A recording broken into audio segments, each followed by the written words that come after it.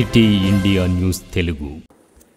Welcome to city India news. Wanaparthy నియోజకవర్గ MLA గౌరవ తూడి మేఘారెడ్డి ఆధ్వర్యంలో కాంగ్రెస్ పార్టీలోకి చేరికల పర్వం భారీగా కొనసాగుతోంది. ఈ క్రమంలో ఆదివారం వనపర్తి మున్సిపాలిటీ కౌన్సిలర్లు 8 మంది కాంగ్రెస్ పార్టీలో చేరారు. 13వ వార్డు కౌన్సిలర్ పుట్టపాక మహేష్, 20వ వార్డు కౌన్సిలర్ పాకనాటి కృష్ణ, 7వ వార్డు కౌన్సిలర్ నక్కారాములు, 26వ వార్డు కౌన్సిలర్ జంపన్న యాదవ్, 23వ వార్డు కౌన్సిలర్ భువనేశ్వరి, 19వ వార్డు కౌన్సిలర్ చంద్రకళ, 18వ వార్డు కౌన్సిలర్ సత్యమ్మ, 9వ వార్డు కౌన్సిలర్ భాషా నాయకులకు వ్యాపారవేత్త శశి ఎమ్మెల్యే మేఘారెడ్డి గారితో పాటు పార్లమెంట్ అభ్యర్థి డాక్టర్ మల్లు రవి గారు వారికి కాంగ్రెస్ పార్టీ కండువాలు కప్పి పార్టీలోకి ఆహ్వానించారు. ఈ సందర్భంగా మల్లు రవి గారు మాట్లాడారు. కొన్ని రిస్ట్రిక్షన్స్, కొన్ని కారణాలతో ఇక్కడ ఆగిపోయిన కౌన్సిలర్లందరూ ఈరోజు కాంగ్రెస్ పార్టీలో చేరి ఫస్ట్ వాళ్ళందరికీ కాంగ్రెస్ పార్టీ వెల్కమ్ చెప్తున్నాం, ధన్యవాదాలు చెప్తున్నాం. రాబోయే రోజులలో మీరు ఎప్పుడైనా రావచ్చు, ఎప్పుడైనా మాట్లాడచ్చు, ఏమన్నా చేయొచ్చు. వనపర్తి నియోజకవర్గంలో అంతా ఫ్రీ ఎమ్మెల్యే, ఫ్రీ సిస్టమ్ మొత్తం అంతా. మధ్యలో ఓఎస్డీలు ఉండరు, పిఏలు ఉండరు, ఇంకెవరు ఉండరు, వేరే బిరామీలు ఉండరు, దత్తపుత్రులు ఉన్నారు, ఎవరు ఉండరు. డైరెక్ట్ ఎమ్మెల్యే దగ్గరికి రావచ్చు, అందరు పనులు చేసుకోవచ్చు. వనపర్తి నియోజకవర్గాన్ని గౌరవ ముఖ్యమంత్రి గారు ఇక్కడే చదువుకున్నారు కాబట్టి ఆయనకు నేను ప్రతిసారి పోయినప్పుడల్లా మీ సొంత ఊరు అచ్చంపేటలో ఉన్నా కూడా వనపర్తిలో మీరు చదువుకున్నారు కాబట్టి వనపర్తి స్పెషల్ కాన్సన్ట్రేట్ చేయాలని ఆయన రిక్వెస్ట్ చేస్తున్నా. మనం గౌరవ ముఖ్యమంత్రి గారు ఇంకా 10 సంవత్సరాల సీట్లో ఉంటాడు కాబట్టి వనపర్తి నియోజకవర్గాన్ని ఈరోజు ఇక్కడికి వచ్చిన మా పాత కౌన్సిలర్లు కానీ, జేఎన్ఐ కౌన్సిలర్స్ కానీ అందరం కలిసి వనపర్తి నియోజకవర్గాన్ని పెద్ద ఎత్తున డెవలప్ చేసేసి, ఇంతకుముందు కొంతమంది చెప్పుకుంటుండే వార్డు నెంబర్ 2 అని, ఒక ఆయన నెంబర్ 3 అని, ఒక ఆయన నెంబర్ 4 అని, వాళ్ళందరికంటే ముందుకు వచ్చి నెంబర్ 1 చేసి మన రేవంత్ అన్న కాన్స్ చేసిన తర్వాత, కొడంగల్ తర్వాత వనపర్తి నియోజకవర్గాన్ని డెవలప్ చేసే బాధ్యత నేను తీసుకుంటాను. అందరూ పార్లమెంట్ ఎలక్షన్లో పెద్ద ఎత్తున కాంగ్రెస్ పార్టీని ఆశీర్వదించారు.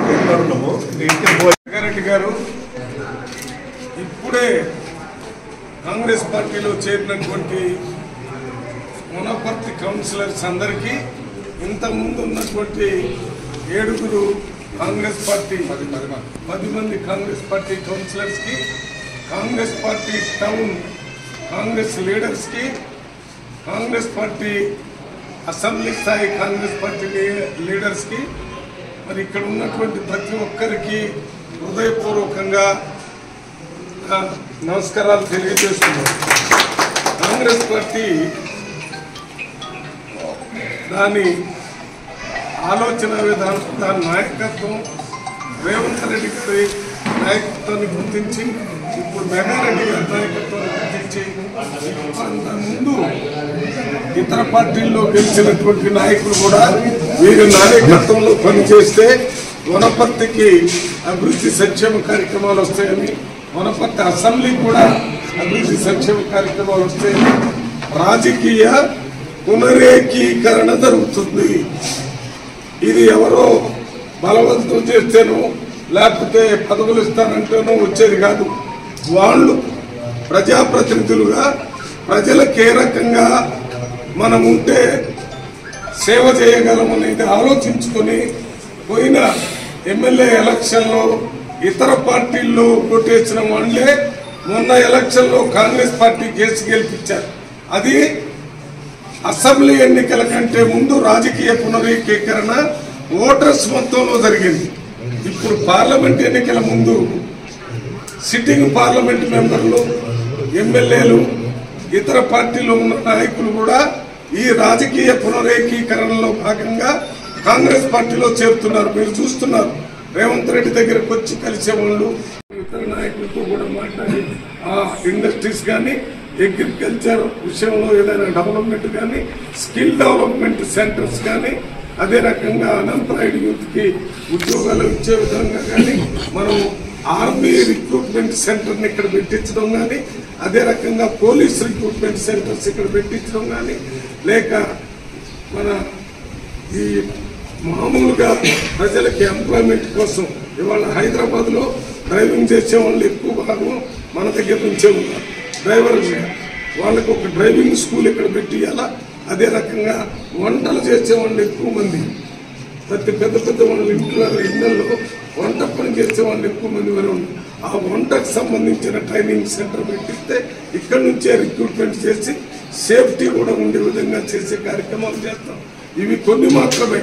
ఇవన్నీ కూడా స్థానిక ఎమ్మెల్యేలు వారి పూర్తి సహకారంతో, మీ అందరి సహకారంతో అభివృద్ధి సంక్షేమ కార్యక్రమాలు మాత్రమే మేము చేయడానికి మీ ముందు ఉంటామని మాటిస్తూ, మరి మనకి ప్రతిపక్షంలో పోటీ చేసేటటువంటి మొన్నటిదాకా బీఆర్ఎస్లో ఉండి ఆయన బీజేపీలో చేరి ఇప్పుడు ఆయన కొడుకు భరత్ అని ఒక ఆయన ఎంపీగా పోటీ చేస్తానని అంటారు. వారి అనుభవం రాజకీయంగా మా అనుభవం, వారు ఏం చేస్తారు, మేము చేస్తారు, మీరే బేరేజ్ వేసి ప్రజలకు చెప్పాలని విజ్ఞప్తి చేస్తున్నాను. ఈయన కొత్తగా ఎంపీ అయితే ఈయన పార్లమెంటును అర్థం చేసుకోవడానికే సగం రోజులు పడతాయి. దాని తర్వాత ఇంకా మీరు మాట్లాడే వరకే పార్లమెంట్ అయిపోతుంది. ఇంకా రెండో ఆయన ఐపీఎస్ ఆఫీసర్గా ప్రభుత్వం ఉద్యోగం చేసి ఆ కేసీఆర్ గారితో ఒక రహస్య ఒప్పందం పెట్టుకుని అందులో ఉండి ఆయన తరఫున ఏదో పనిచేసినట్టు కనపడి తర్వాత బీఎస్పీ పార్టీలో చేరి అప్పుడు కూడా కేసీఆర్ గారి సహకారంతోనే బీఎస్పీ పార్టీని నడిపించి కాంగ్రెస్ పార్టీని ఏ రకంగా బలహీనపరచాలని ఒక ప్రణాళిక ప్రకారం మోడీ గారు కేసీఆర్ కలిసి ఆ బీఎస్పీలో ఉన్నారు. ఇప్పుడు